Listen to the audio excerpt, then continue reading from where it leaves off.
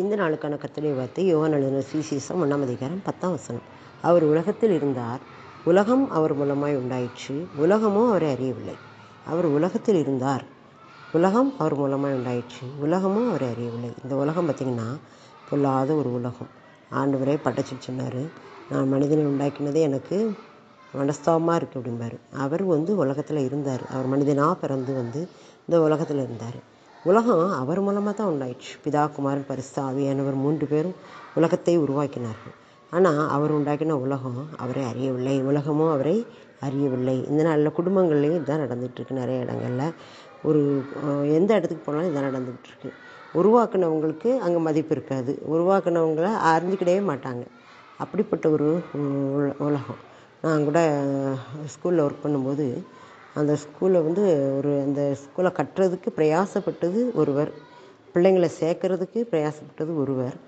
அவர் ஓடி ஓடி அந்த பிள்ளைங்களை தோளில் கையில் தூக்கி போட்டு அட்மிஷன் போடுவார். அந்த மாதிரி கட்டடம் கட்டுறதுக்கும் டொனேஷன் பிரித்து அங்கே அலைஞ்சு கேஸ் பிரச்சனையை முடித்து அலைஞ்சு திரிஞ்சு கட்டினார்.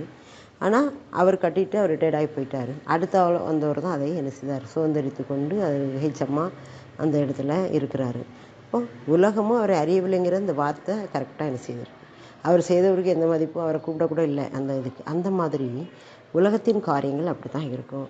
அதே போல் தான் இயேசு கிறிஸ்துவையும் நடத்தினாங்க. அவர் உலகத்தை உண்டாக்குனார், உலகம்லாம் அவர் மூலமாக தான் உண்டாச்சு, உலகத்தில் தான் இருந்தார். ஆனால் உலகமாக அவரை அறியவில்லை. இந்த நாளில் கூட இயேசு கிறிஸ்துவை அறியாத அநேக ஜனங்கள் அவரை திட்டி வசைப்பாடிக்கிட்டு இருக்காங்க.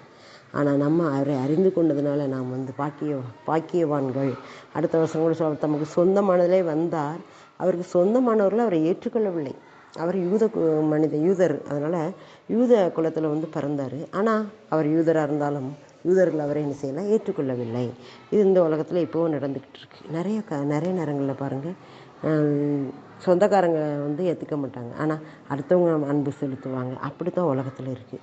அதே மாதிரி இந்த நாள்லேயும் நடந்துகிட்ருக்கு. ஆனால் நாம் இதை குறித்து கவலைப்பட வேண்டிய அவசியமே இல்லை. இயேசு கிறிஸ்துக்கே அந்த பச்சை மரத்துக்கே அந்த பாடு, பட்டை மரத்துக்கு என்ன பாடுன்னு அவரே சொன்னார்.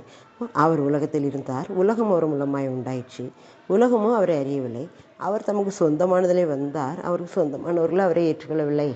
அப்போது இந்த நாளில் நமக்கு வாழ்க்கையில் வரக்கூடிய பிரச்சனைகள், கஷ்டங்கள், பாடுகள், மற்றவங்களால் நாம் நிந்திக்கப்படுதோ அவமானப்படுது எதையுமே பெருசாக நினைக்கக்கூடாது. ஏன்னா கர்த்தரே அதை சொல்லியிருக்கிறாரு. நாமும் அதை ஜெயிக்க பிறந்தவர்கள், ஜெயிப்போம். ஆண்டவர் நம்மை பாதுகாப்பார். நாம் செய்தது தக்க பலனை நமக்கு தருவார். நாம் நன்மை செய்கிறவர்களாக இருக்கணும் எப்போவும். அதான் கர்த்தர் நமக்கு சொல்வார். இயேசு கிறிஸ்து எப்படி நன்மை செய்கிறவர் சுற்றி திரிந்தார், அதே மாதிரி நாமும் இருக்கணும். ஆமென்.